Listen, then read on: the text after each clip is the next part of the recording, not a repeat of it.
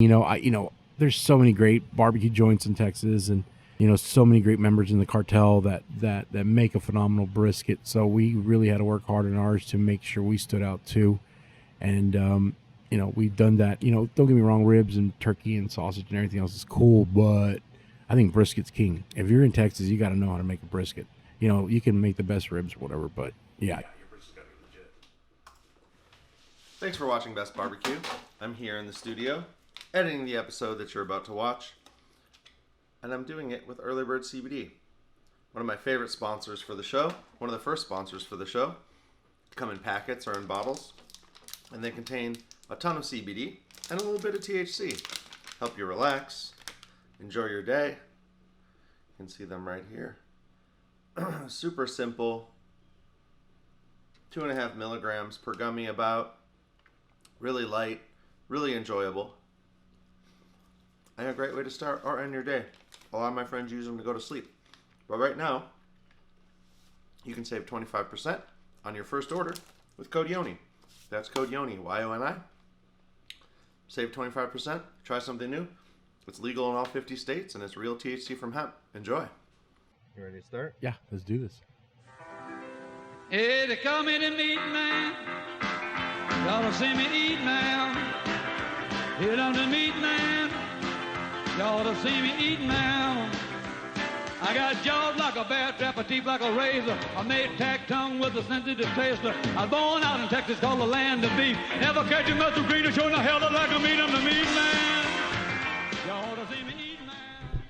Thank you for watching the Best Barbecue Show. I'm in Seguin, Texas, with one of the probably most famous members of the Brisket cartel, a man who patiently took his time to open a monumental restaurant in the world of barbecue. Ernest Servantes, how are you? I'm doing good. How are you, bro? I'm great, bro. It's so cool to be here. Yeah, I'm kind of pumped when you called me and you're like, or messaged me, and I was like, you want to come to my little restaurant? Hell yeah. So yeah, man, I'm pretty pumped. I'm excited. And yeah, it's taking forever, but if you're the leader of the cartel, the capo, you got to plan your stuff. So we finally opened up and we're here, snapping necks and cashing checks. So hell yeah. And I mean, you've got an amazing space. Do you know what this used to be, or? Yeah, it used to be an old bakery. Nice. As you can tell by the walls, it burned down.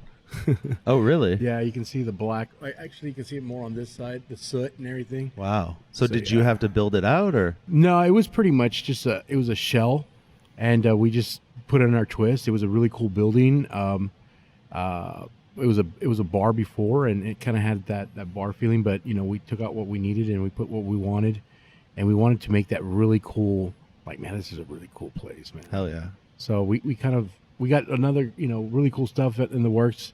We're doing it by phases, I guess, because of COVID, as you can blame everything on COVID, but realistically, we're just my partner and I, and that's it. We're small business, so we make money, we put it in. We make money, we put it in. So we're down to phase 2, and we're gonna make some really cool stuff. Put some more murals and some more seating in here, and it's gonna be a badass place once we're really getting going. Oh, I mean, it's already a badass place. We got the cool murals already up. It gives me. Have you been to Buxton Hall? No. It gives me some Buxton Hall vibes with the wood floor and the brick wall. Right on. They have some badass old. It's like it used to be like a roller rink or something. So they have like all these really old paintings on the wall, like people doing Olympics and riding horses and stuff. Yeah, and it's the cool thing about this building is that it wasn't made to look old. It is old. Yeah, and the floors are old. You know what I mean? And so it kind of has that cool vibe. So when you come in here, it's like, man, this is a really cool place, and it it helps with the barbecue. We didn't. If you know anything about me, I didn't want to have like the same thing everybody else had. I always have to stick out. I do my own style, and this screams burnt bean. Hell yeah.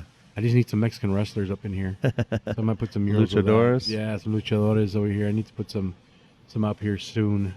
But yeah, it's got a cool vibe. Well, what comes out of the kitchen is just as important as what's on the walls, right? Right, yeah. Yeah. And you got a badass smokehouse? Yeah, man. We call it our battle smokehouse. It kind of went with the whole theme. It's got that rustic look. It's that industrial barn house, if you want to say.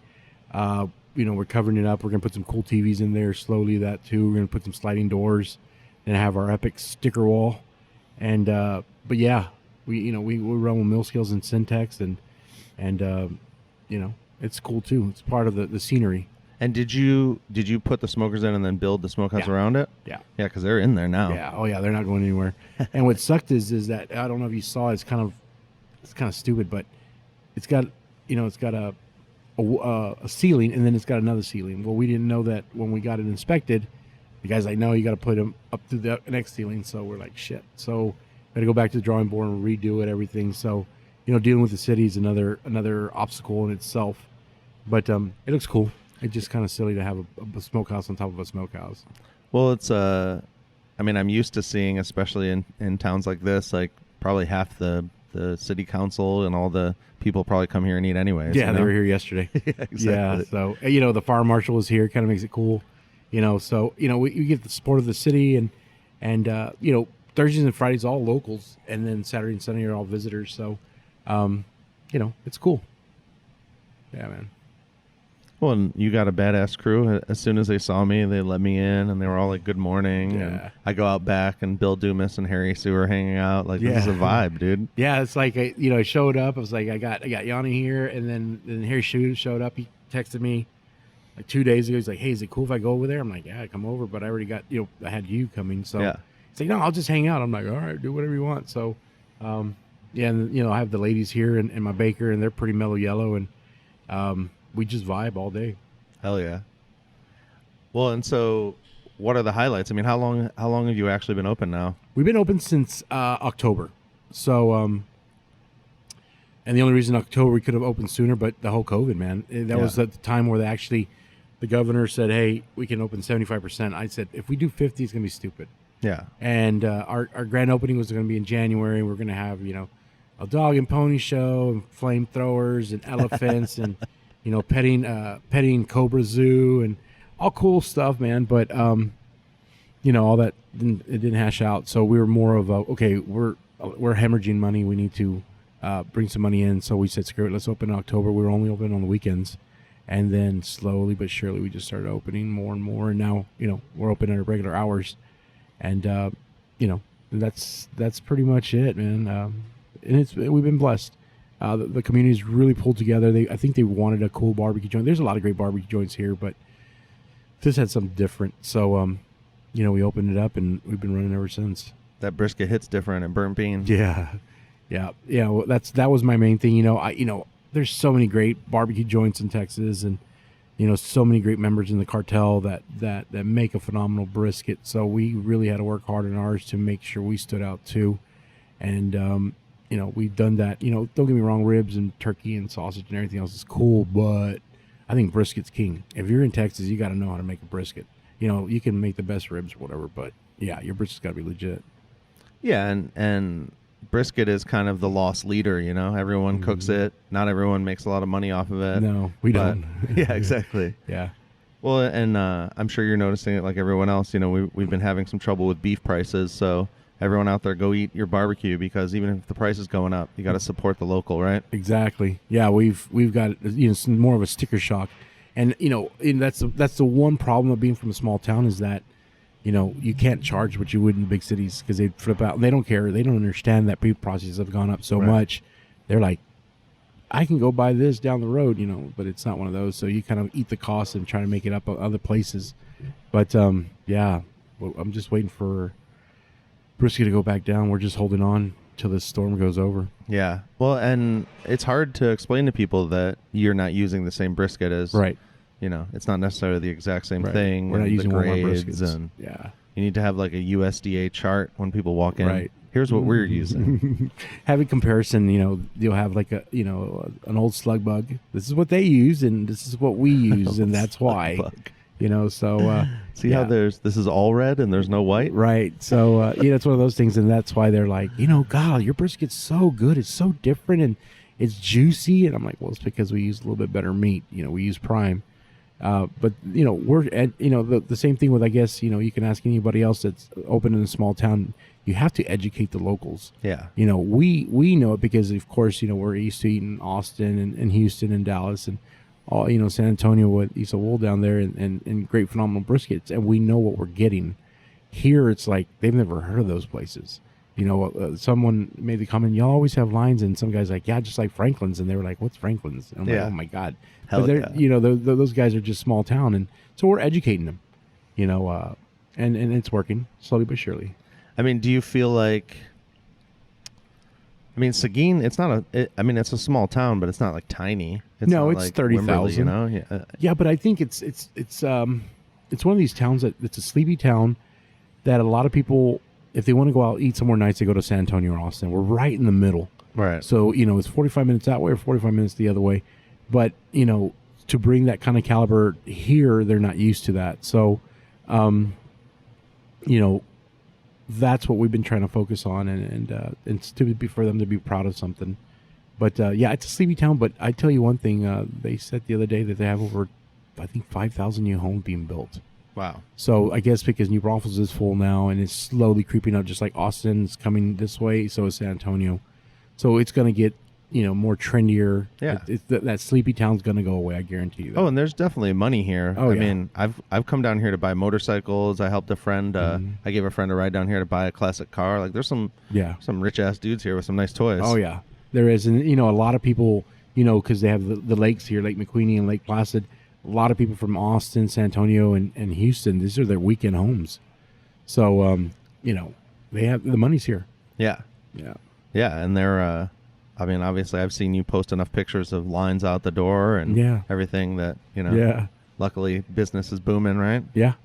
Business is good, and we just thank our lucky stars. We get a lot of support from everybody, and I guess a lot of the first 30 days. I think in October when we're really busy, I think it was more curiosity, just like any other new restaurant. But we thought, okay, in 60 days, with the honeymoon period be over, and we still got lines. I think they're even longer now. And then we began getting write-ups in San Antonio, and then we just got a really cool write-up in Texas Monthly. Hell yeah! And I believe it was get in your car and drive to Burnt Bean right now. Yeah, or that was like pretty that. cool, man. And DV really said some great things about our barbecue, and I it's kind of cool because it's.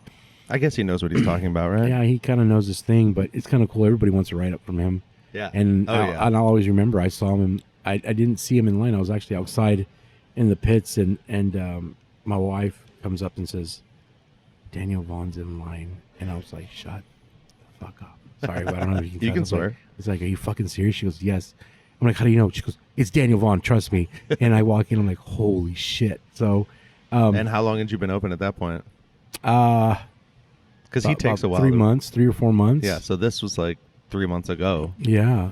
Well, actually, it happened a month ago. Well, he wrote it up a month ago, right? Right. So but he about it takes about 3 or 4 months before that. Yeah. So we were like, holy crap! And then he ate and he was happy. He's really nice, and what you want from him is feedback. You want honest feedback because it's only going to make you stronger. And he talked to us, and he's like, he was very impressed, and then he's like, coming back for lunch. And I'm like, okay, crap. So I was like, he's coming back, but we don't know. And sure enough, he was here right when he said, and he ate lunch and hung out in the back a little bit. And the problem is even though a lot of guys can relate to me, we really don't have the time to socialize with any of our friends if they show up unless they come at towards the end of the day. I'm cutting, so I can't really sit down and hang out with you while everybody else so I feel bad when they come and visit. I really didn't get to talk to Daniel. My partner did because he was working the pits, but yeah, man, it was really cool to see him here.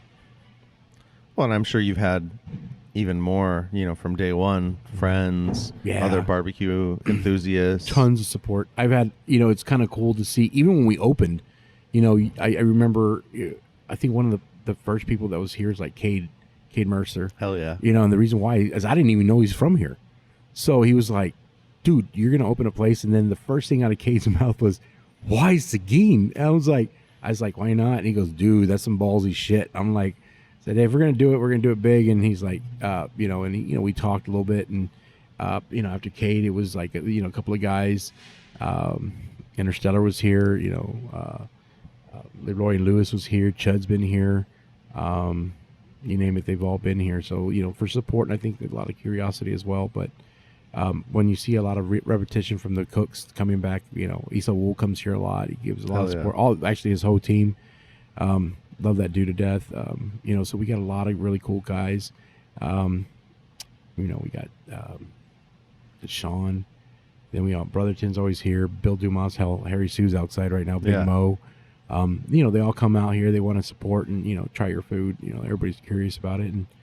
And Patrick from Figs was here, so that was cool too. And JQ's we have the Bedia King here too. So we've had a lot of guys. The here. OGs, man. Yeah, Lerma. All the who's who. Well, and do you like seeing like Big Mo just got an offset? Meat Church just got a mill scale. Yeah. It's like, is it cool to see kind of as much as these guys do competition or whatever, they're all kind of trending towards that Texas style? Yeah, and I always say this, it's always in phases and waves. You start off with, offsets, and then it goes to, the uprights, and then it goes to water cookers, and then it goes to, pellet cookers. So it's just a rotation of everything. So, it's one of those things that I think everybody goes back to what true barbecue is, which is an offset, and, it's one of those that, when you see people like Millscale and then Syntex, Michael's doing a really good job out there on his pits. That dude's next level. I'm excited to see what he's going to do next. Well, and it's cool because in 4 years, like a whole new market of pits and styles and people have just descended upon Austin. Yeah, and it's cool because then you have, you have the guys like the Chud Box, and you have all those other guys too that are doing really phenomenal pits. But it's kind of like same thing with barbecue. We all got our own style, but we're all producing, same type of thing. Same thing with the pits. They're all kind of the same style, but everybody's doing something unique to them that it sets them different. Well, and the beautiful thing is that we're, from the outside, it may look similar. Right. But from the inside, we know your style is so different from even just Isaul. Right. Right? Which is different from so many places in Austin, which is different from. And it's cool because, everyone's been waiting for you because you've been a part of the scene forever. I've seen you before I even met you, I saw you at competitions, just like with your whole crew, lighting it up, just like always bringing the vibe. And, there's so many famous photos of you just like sweating in the Texas sun with smoke billowing behind you, Yeah. It was one of those things. It wasn't if, it was when. Yeah. And I just remember I was literally sitting at a cook-off and I was like, man, this shit sucks. And I was like, it gets to the point where, you've gone to so many cook-offs and you've won everything. With me, I've always been one of those guys that if I ever do any hobbies, which I didn't have that many, I only had 2, which is bowling and barbecue. And I give it 110% until I conquer it. And it got to the point where I did everything I wanted to set out and won. And then I started changing pits. Like, can I win with an upright? Can I win with a pellet cooker? Nice. Things like that. Like, people are like, you're never going to win with a pellet cooker. And then you run the whole year and you're, one of the top 3 in Texas with a pellet cooker, just to prove a point. And then I got to the point, I'm like, I'm bored. And I told my wife and I told my friends, I think it's time. And they're like, time for what? I'm like, I'm going to open up my joint. And they're like, what? I'm like, yeah. So I started doing pop-ups and just honing my skills. And it was one of those things, like everybody knew, it wasn't if, it was when. And, when I did come out, I wasn't going to just pity pat. I was going to go for the jugular. I was going to come out here and kill it. And that's, that's what my goal was. Well, and don't you think that's helped you 100% because you came in here, you picked a sick building, you got a great pit room, you got a great community supporting you, and you just like blew it up from day one. Right. Everybody thinks it's not one of these things like, oh, let's see what happens. Let me open a bar. No, everything was methodically planned. This building was in the works a year and a half before we even opened it. I already had an eye on building. I already had a vision. I had everything I wanted, so I just was quiet. I never let anybody know what I was doing. I didn't, to the point where, let's just put it this way.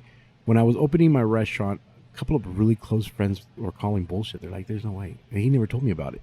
I never told anybody. Yeah. I kept it quiet. I wanted to make sure because I knew with my reputation and as well as my name that it had to be good right off the bat because I didn't want to be like, well, it was okay. Or, well, it's just because his name. I didn't want to be that guy because that's the curse, like people like Tuffy or Mo, if they ever open a place, or Myron.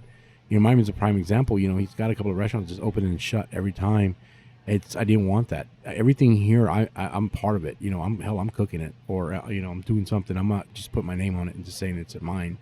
So me coming out, I was very quiet on everything I did. Even Lerma was like questioning. Even Eli, those are my closest friends, and they're like, "Is he really fucking opening a restaurant?" You know what I mean? And they're like, "Yeah," and they didn't believe me to the point where they showed up here to see if I wasn't lying. They're like, "Holy shit, you're telling the truth."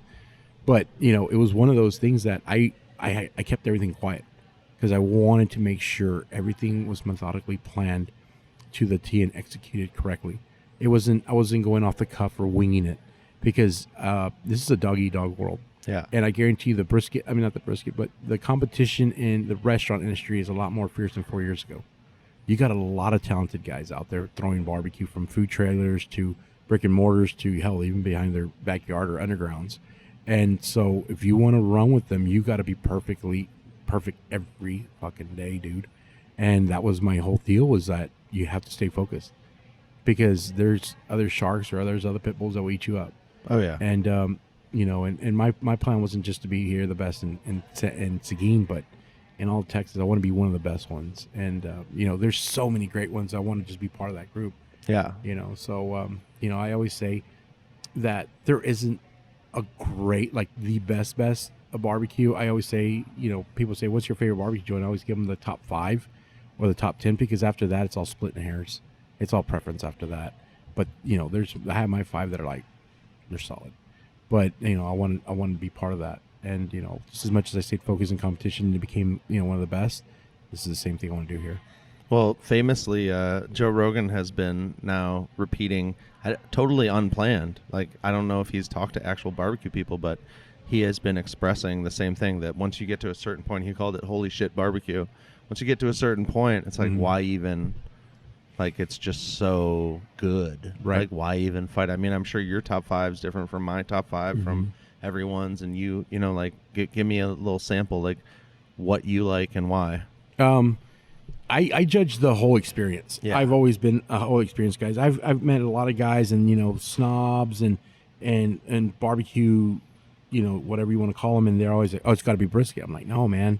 There's so much talent that you can't just focus on brisket. It's a whole experience." Yeah. It's from the brisket, the ribs. Do they make homemade sausage? Are their sides homemade? Do they focus on their sides just as much as that? Do they go to the extra step of their desserts? It's not frozen. Those are the things. Back in the day, barbecue joints didn't focus on that. They bought that pre-made Sara Lee cobbler and called it a day, and throw some whatever, and sausage was made by Cubot, and there's nothing wrong with that. But to be a BMF in this world now, it's the experience, and that's where it is. I want people to be like, "Fuck, that was special." I want people to go with it. I don't want them to say, "Well, the brisket was good and everything else is okay," or, "Well, the sides suck, but the ribs are good." Nowadays, to be the best in Texas, like how you said, the holy shit moment is an experience. Like, man, dude, you have to get everything. I want people to say that, like, "What's good there?" Everything. Get it. Don't try to, no, get every fucking thing. And that's what makes my top 5.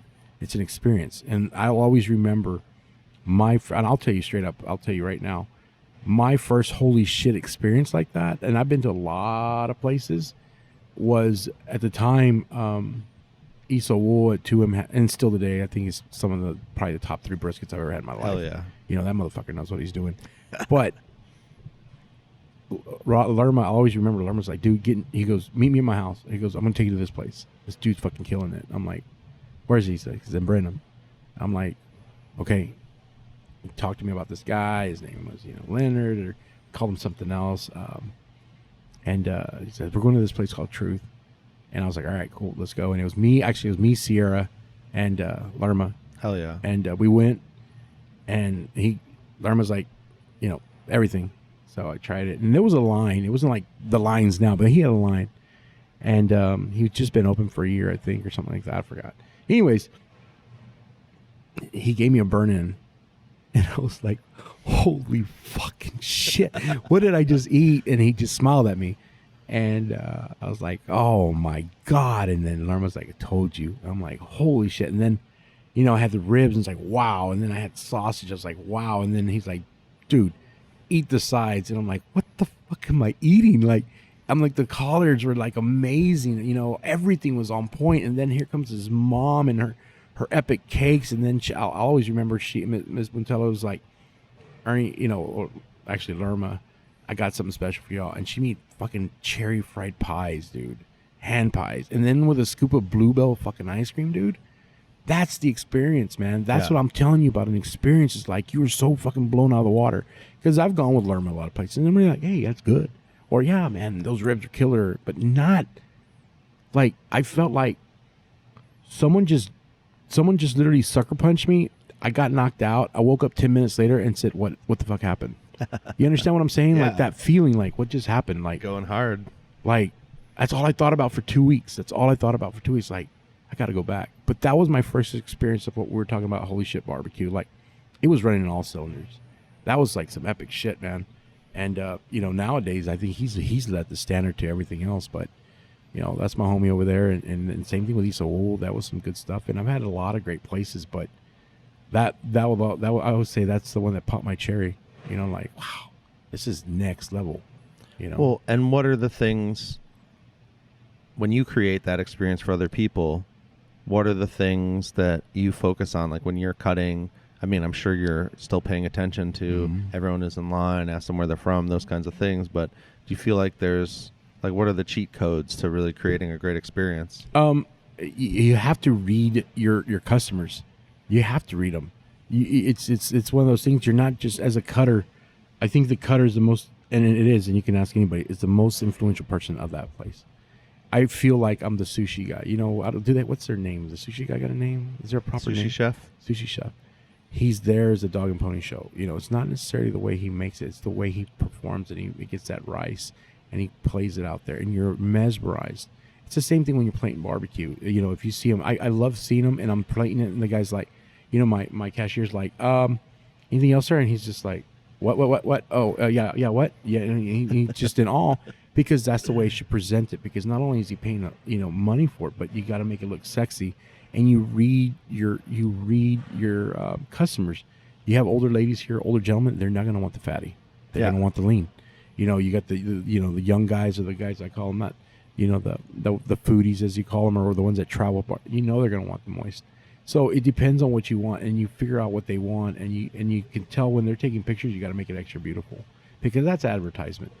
But the whole time you're doing this, you're taking pride in everything you do. The way you feel every brisket. Every brisket tells you a story. Every brisket I remember because I trimmed every fucking brisket. It's kind of like your kid. You're like, oh yeah, I remember you. Oh yeah, I remember you. And then you remember where the fat was, and you remember the parts that were going to be tight, and all this stuff. And that's why I can read every brisket that I've done because I've trimmed them all. And the way they felt in the pit, and the way they felt when you pulled them out. So I know it's kind of sounds silly, but I know exactly every brisket that's in there. And the next day it resets, and I do it again because I got to remember how it felt and how to cut it. Because the grains run different, but the way it feels. So you do different things for different customers. Some parts you're like, I'm going to cut this big chunk off because it's about as good as for chopped. Some briskets it's inevitable, but every brisket I know, not necessarily the ribs, but yeah, every brisket I know and its experience. And I want to start off I want them to be mesmerized to the point they're like, God, my mouth is watering, and then they see the presentation of the food. And I went above and beyond, got those really expensive enamel trays. I don't do those stainless steel ones. I got the enamels because I always loved those. And we put it on there, and it looks really pretty fucking cool, man. Well, and it's been, the story's been told before, but it truly is, the cutter is as important as anyone else in the building, and you're the face. You're the one who's gonna make sure that cook that took an entire day was worth it because you're gonna cut it right. Right. Our briskets take 14 to 16 hours. We and that's just the cook. That's just the cook. You know what I mean? So I tell people it's the process of making the brisket and everything else. It takes such a long time that we're not going to go and fuck it up. I'm going to take just as much. Like yesterday, I had this lady, we had a catering here for about 100 people. She goes, it was just simple. It was brisket, mac and cheese, and some bacon ranch taters. Simple line cutting. And the lady was she's like, I've never seen someone take so much pride and caress on a brisket like the way you cut it. She goes, you can tell you love the damn thing. I was like, hell yeah, I'm going to love the fucking thing. It's been, it took me 24 hours of the whole process. And she's like, I've never seen someone take so much pride. And, if you go to Rudy's, no offense to Rudy's in those places, they're just cutting and going. It's like each one is my baby. and I take pride in that. And the lady's like, she's like, I'm just in awe of how much pride you're taking, and I do. I really care. I truly care, and that's why it doesn't matter how successful I get. If this is as big as we get, that's fine. I'm not going to create barbecue that I can't handle. Right. I'm not going to go, make 100 briskets a day because I'm thinking about profit. Yeah, that's great and all, but at the end of the day, this is my dream that I've always wanted, and I'm only going to do what I can handle. And if it's last Sunday we did 52 briskets, and I was like, fuck, but that's as much as I can really handle. That's way too much. I was gonna say, that being said, are you at capacity at this point? point? Yeah, we're running full gills, so which is that was our projection in a year and a half from now. We got that within month 5, I think. Yeah. So it's good, but yeah. And do you feel like are you thinking about expanding the smokers? You're just going to kind of keep it at the limit? Well, that's the problem, man. That whole backyard, we were going to get some more smokers. Actually, I talked to Matt Johnson from Millscale, and we were going to build the next ones, and the city shut us down. We didn't know there was a main sewage line underneath that we couldn't put concrete over. So we're like, are you fucking serious? Because we had the whole lot. So we're like, yeah, we'll build out there. Our plan was to have 6 total. No, we can only put 2, so we're going to have to go vertical. So I might think of J&R or something. Really? Yeah, because we only got a small space now. So that was a really, talk about give me a wet willy. I was like, what? They're like, yeah, you can't do that. I'm like, because we submitted our plans and we couldn't do it. Maybe you can build a second floor on that smokehouse. Yeah, that'd be sweet, right? You got to go do the smokers upstairs. Yeah. Oh shit, I need a loft, man. Where I sleep right there. Oh really? Yeah, that's where I sleep, man. That's my bed. Tonight I'll be there again. And tomorrow and the next day. You need like a hammock or something, bro. Right? That's why I told Dave, I said, do you see that? We should put a loft up there and put some stairs and let's put it up there, man. Oh, yeah. But yeah. Well, that's like Grant Pinkerton style. Yeah. Just live above the smokehouse. Yeah, live up there, come downstairs, take a shower, step, set up our mop sink, but it's funny how you see the ones that the guys that have done it, like, Grant and all them, he lived upstairs. I remember going to Esau Wool's place when he was open, and I used to see a freaking mattress on the floor, dude. Yeah. And I was like, man, that's fucking commitment. And Leonard too, I saw him, in his cot out there, and I was like, all those boys were sleeping there on those cots. And I'm like, and then sure shit, I'm doing the same thing, and it's like there's guys that really care, and then there's guys that are, whatever, I'll go home and I'll send some dude, and it's cool that you see these stories about these guys doing it, and you see the progression, and you're so proud of them. I see these guys grow, and I'm just so proud to be not only as to see them grow, but as their friends too, and to see the new generations. I call myself a new generation, even though I've been in the game for a long time. Like me and Cade, and a lot of new cats that are that are trying to make it in the world, and it's to see them grow. It's really cool to see, man. Well, and what do you think about, like, Cade doesn't serve platters, so have you thought about other ways to present your barbecue? You're going to keep it pretty old school here? Yeah, this is what I tell people. A lot of people are like, hey, so you Tex-Mex? And if you see my menu, there's nothing Tex-Mex on there. I don't want to be Tex-Mex. And same thing with that. I wanted to do traditional Texas barbecue. If you see, there's nothing crazy like pork belly or some crazy stuff on there. It's just the Trinity and turkey. That's all I wanted to do. I wanted to perfect the classics. Yeah. And I wasn't trying to go crazy or go left field. And there's a lot of talent that are there, and I can do that. But I wanted to stick with the traditional stuff and make my sides kind of wonky. But I've always wanted just to have just a barbecue joint, dude, like a really cool. And then on Sundays, I can really let my hair down and go crazy. But eventually, I'll probably start doing specials, with some stuff. But I didn't want to do that. And that's why I respect Cade out there, is that what he's doing is like, F the world. I'm going to do what I want in my vision, because he's talented and he can do whatever he wants. Yeah. And he's doing his own style, and it's like, I like it. I remember, I think he opened, I don't know when he opened, but 2 days later I was there. It was a Monday. It's like, dude, I'm there. And he's like, all right, come over. I shit you not, I bought like $160 worth of barbecue or whatever. Oh yeah. Like, I bought the whole menu. I bought the cauliflower. I bought all that, and not only for support, but I knew his vision. He's got a really cool vision, and that's why I was like, one day you and I got to play together. But you go to all these guys and they tell a story of like how they're trained and how their vision is, and it's really cool to see. And that's what I like about barbecue too, is like there's so many big heavy hitters, but then you have the cats like, the Blood Brothers too. Those guys that are doing, love those guys. They're doing their own spin on stuff, and their talents are really cool. And then you got Miguel and Valentina's throwing that Tex-Mex twist. So you got all these cool cats doing their own version of, yes, we're doing traditional, but look, this is me. And this is me. So, well, I'm to the point where, I mean, I don't have a problem with the term Tex-Mex, but to me, Miguel is Texas barbecue. This Saul is Texas like that's Texas barbecue as much as everything else. The word Tex-Mex helps people understand that there's going to be different stuff. Right. But to me, I almost want to call it Texas barbecue because I don't want people to try to diminish it just because it's different, Yeah, and here's the difference too, is that they have to label it Tex-Mex, but and this is me. What Miguel and Isaul are doing is called Tejano barbecue. And the reason why I'm calling it Tejano barbecue is because they're doing shit they were raised with. They're not doing stuff that they got from Mexico. They're doing the shit that their grandmas would make and their dads would make on a Friday and Saturday afternoon, drinking beer and making fajitas and stuff like that. If you hear their stories, that's what they're doing. They're doing Tejano barbecue. And when I say Tejano, at the end of the day, we're not Tex-Mex, we're Tejanos. We're born and raised in Texas. We might have Mexican descendants and stuff, but my family was here since day one.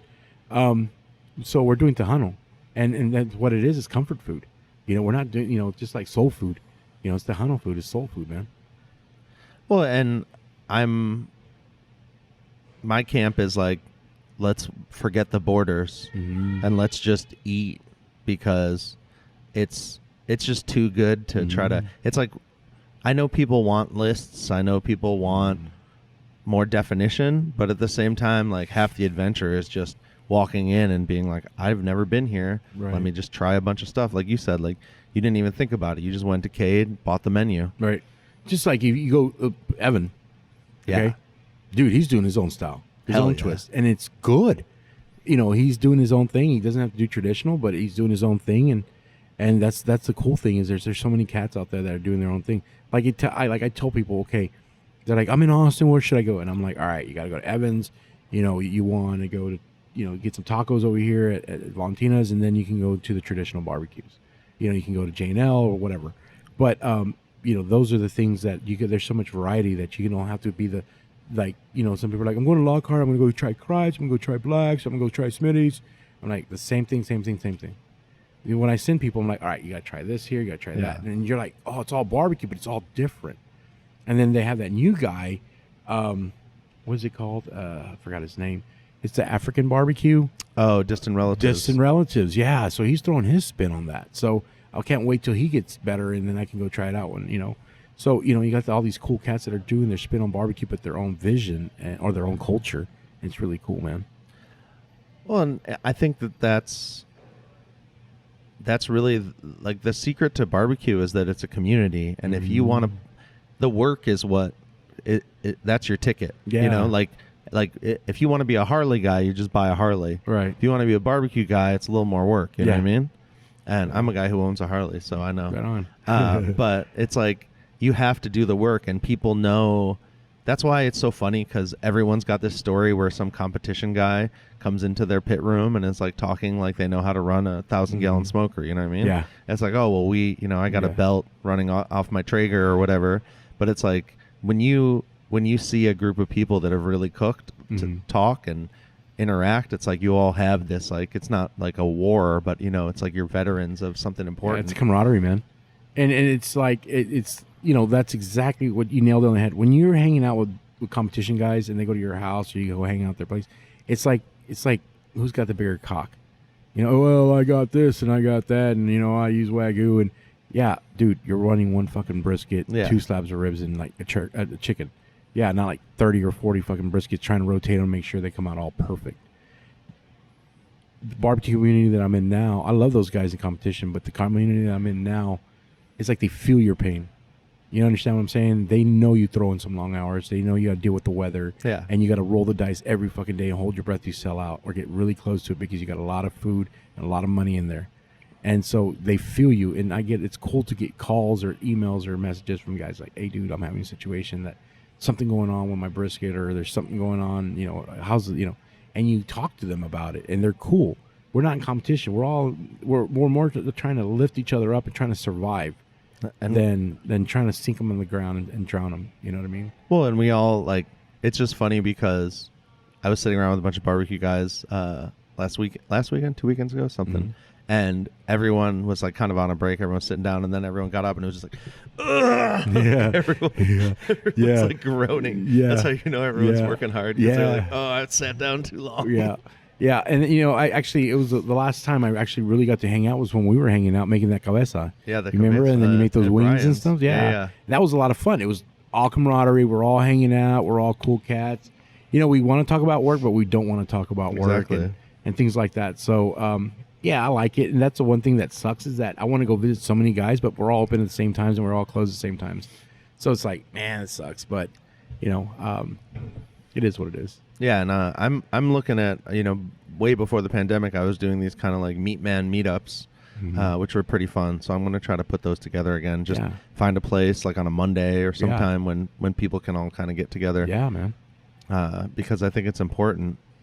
Now, you mentioned old school. Do you see a lot of people kind of asking for the lean? Have you had, I know back in the day, people would ask you to like actually take the bark off. Do you get like real old timers like that out here? Oh, yeah. I get a lot of people here. Prime example, yesterday, this lady came in and said, let me have 10 pounds of lean. And I need it super lean.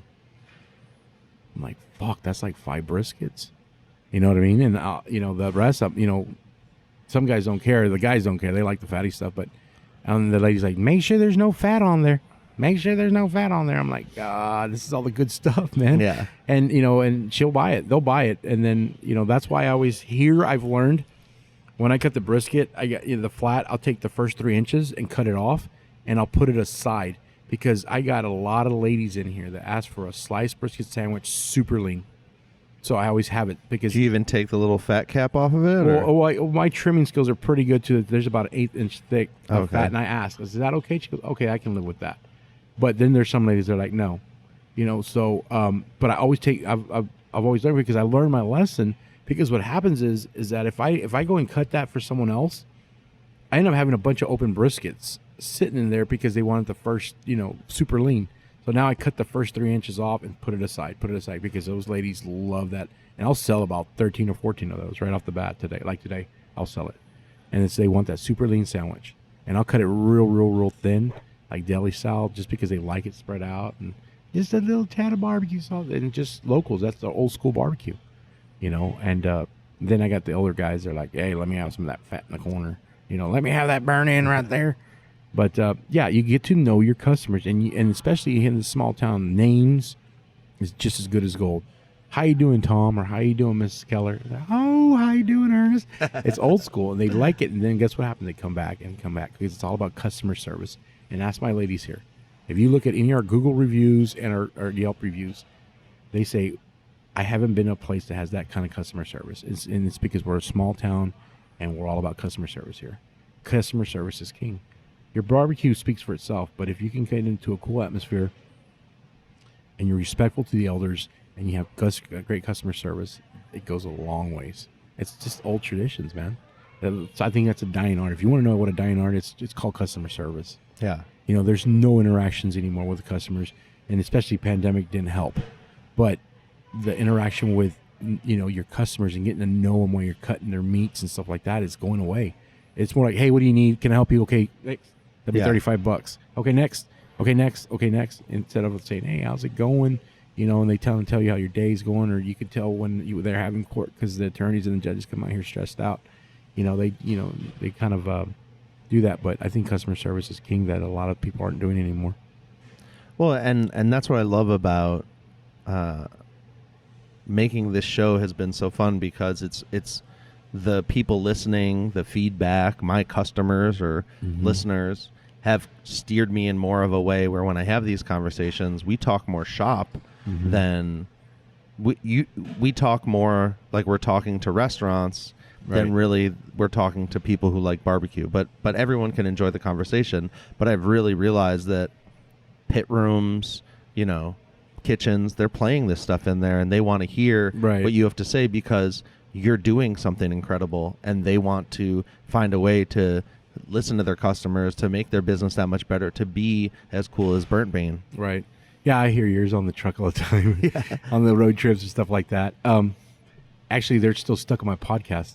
Like I'll pull them up and I'll hear like Armin van Buuren or someone else, and then Issa Wolves will always come up, or Cades 2 and stuff like that. But yeah, man, I think that's one thing, and that's awesome that you do, is listen to your viewers or listen to your customers, because it'll go a long way. That's why I have mustard sauce on the tables.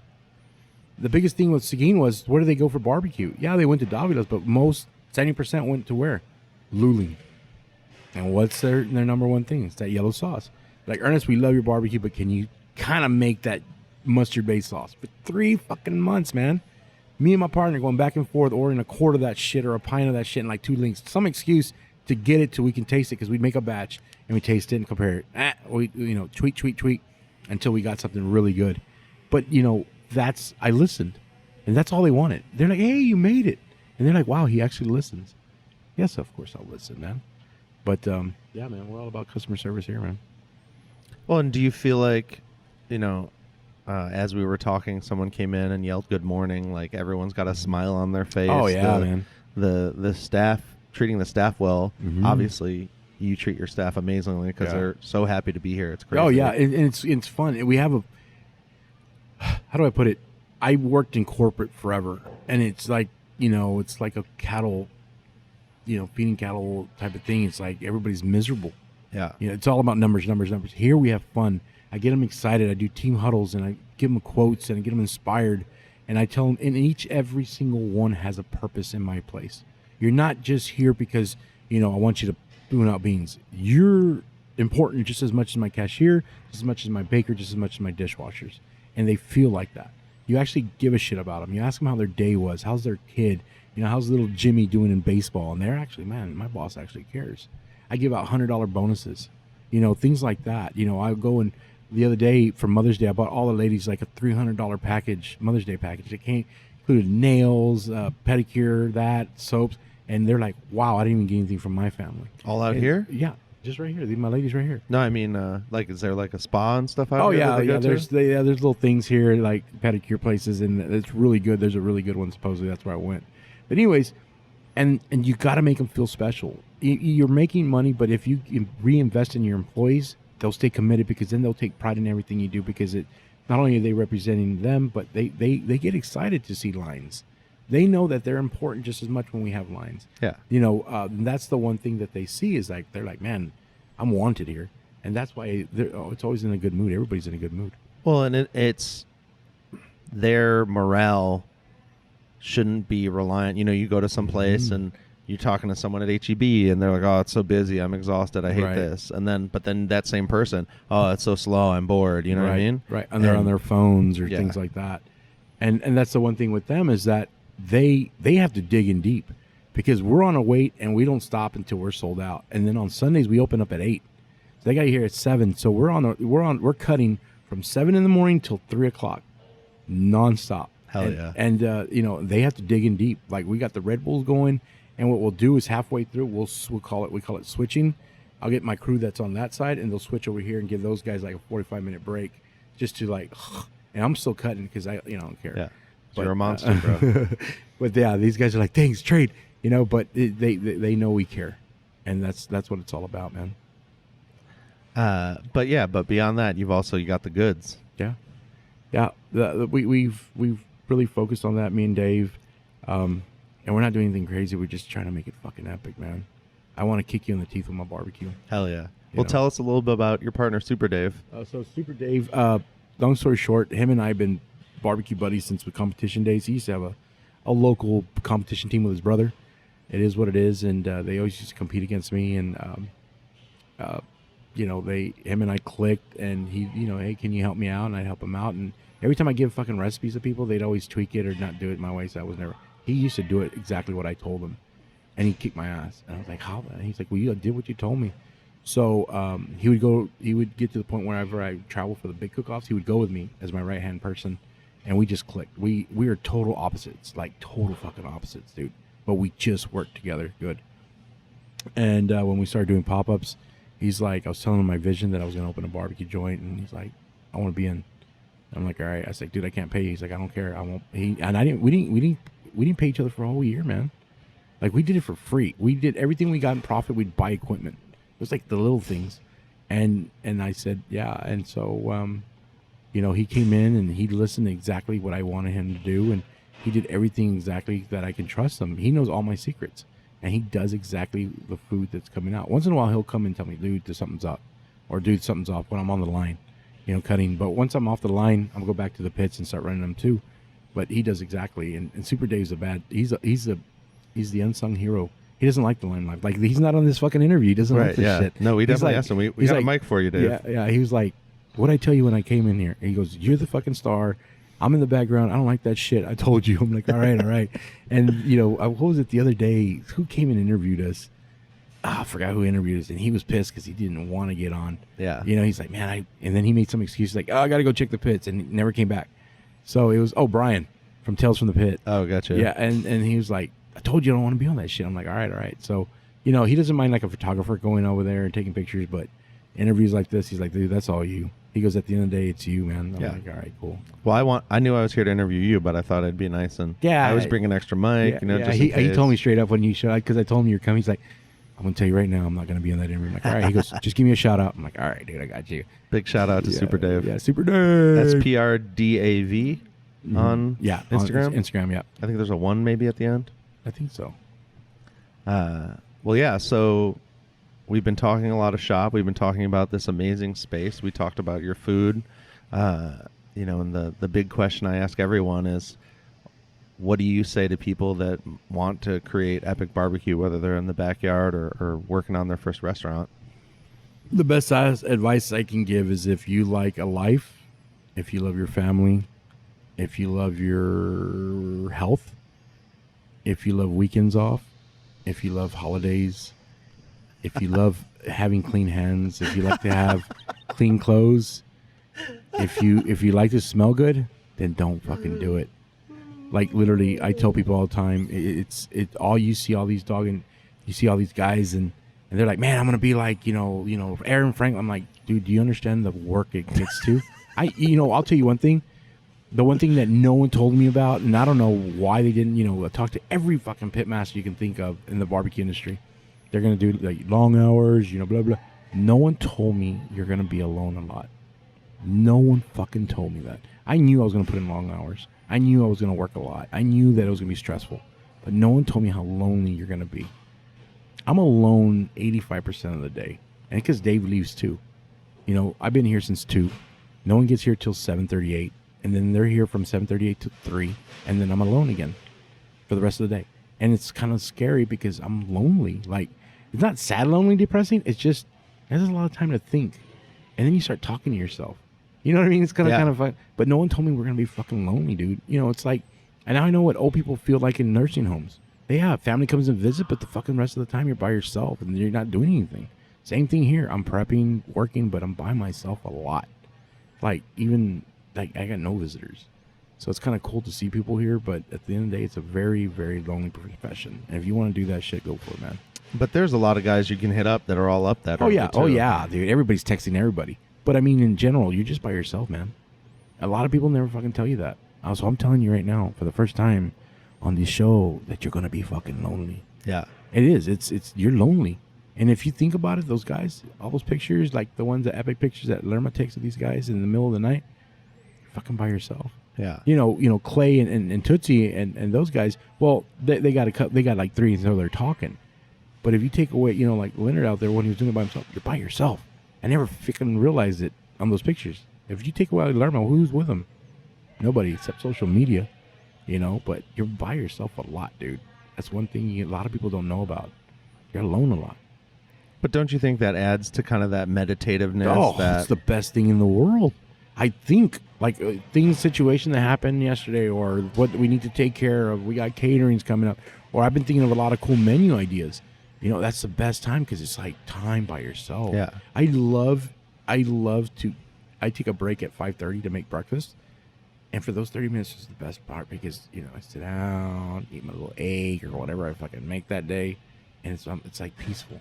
Yeah. Because then when the chaos hits, it's crazy. So it's like peaceful. Sometimes it gets a little lonely, Well, But that's what all by myself. But don't you think I love that meditative part. I love the part where it's like, oh, I'm because that's, history has shown whatever it is, Newton under a tree, was it Aristotle or one of those guys that figured out volume laying in the bathtub? Like so many people, like Einstein talks about taking showers, and keeping a notebook even by your shower, and like those moments where I have a reminder on my phone that just says get bored, because you realize when you just sit quietly, once the crap gets out of your head, once the like all the fluff is gone, you really, that's where you grind. That's where your brain goes into supercomputer mode and says, oh, okay, we got nothing better to do. Let's just plan. Let's just think. Let's just make new menu items. The famous Huevos Rancheros, dude. Sitting here. I saw something. I'm like, man, I'll bet you this sounds good. So I started working on that. But yeah, a lot of people no one ever fucking told me that I was going to be lonely. But I like it. But sometimes it gets a little rated. Once in a while, a phone call. Well, text me. That's part of my plan for, I got a little ahead before COVID, and then during COVID I was getting some interviews done, but everyone's slammed, everyone's working hard, so I've let a gap open up. But when I come back with this and some of the interviews I've been doing, I'm excited to really hit it and to be back out here and to be, selling merch, and I've got some new sponsors, and I'm going to be more free to just show up here at 4 or 5 in the morning, do some Lerma style hang out. Come over here and hang out. And I think it's really important because, what you're talking about is unique to a lot of things, and we're all lonely, whether or not we're quarantined. There's people still quarantining. There's people in Austin that I've talked to that, they barely leave the house for groceries, and it's like the loneliness, it's not easy for everyone to be with their thoughts. So it's important to, as a reminder, reach out to your people and say what's up, because you never know if someone's just needs that, like, hey, how are you doing? Yeah, you can feel the vibe and the energy. We're all close, so it's kind of cool. But yeah, you're right. But yeah, man. So we've spent about an hour talking. You probably need to get ready to prep. I do. I see the clock ticking. Are people lining up behind me? I haven't looked behind me. You got maybe one or two in the line. They won't start showing up for another 10 more minutes. Nice. That's good small town. Everyone shows up 30 minutes before. Yeah. That's lucky. It's cool. It's funny because Fridays are a little bit slower than Thursdays. Thursdays, the line's down the block. I'm like, why on a Thursday? But it is what it is. But we'll be steady all day today. So it's steady. I'd rather have steady than all at once. Well, Ernest, captain of the Brisket Cartel, what do you call it? The Capo. The Capo. El Capo de Brisket Cartel. Thank you for creating this. Thanks for putting so much work into this space, because it's beautiful, and I can't wait to share this with more people. Right on. Thanks for coming. It's really an honor to have you here. I'm like, holy shit, he's here. Yeah. I appreciate it, dude. No problem, brother. And I'll be back soon, I'm sure. Okay, cool. All right, thanks. Hey, they call me the meat man. Y'all don't see me eat now. Here on the meat man. Y'all don't see me eat now. I got jaws like a bear trap, a teeth like a razor. I made tack tongue with a sensitive taster. I was born out in Texas, called the land of beef. Never catch a muscle greener, showing the hell like a meat. I'm the meat man.